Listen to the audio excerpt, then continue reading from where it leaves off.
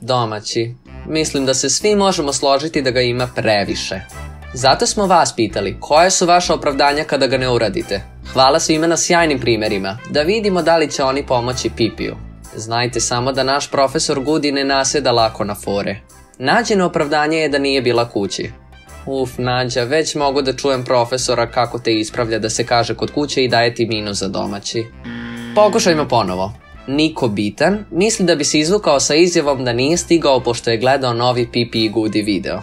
Dobra ideja, ali ne znam kako da ti kažem, mislim da naši videi nisu dovoljno dugački kako bi poslužili kao dobro opravdanje.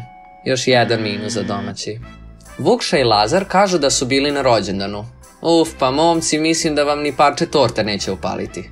Ja mislim da nam je najčešće opravdanje to što smo imali puno domaćeg iz drugih predmeta i da ne možemo sve da stignemo.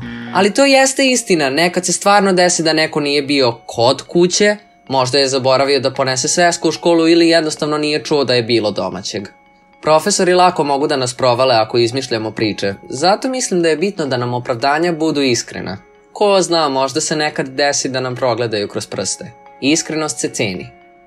Pipi, kod kuće. Imamo pitanje za sljedeći video. Da li se sećate neke odvale od profesora ili drugara iz klupe? Podelite nam smiješne priče sa časa i možda budete u našem sljedećem videu.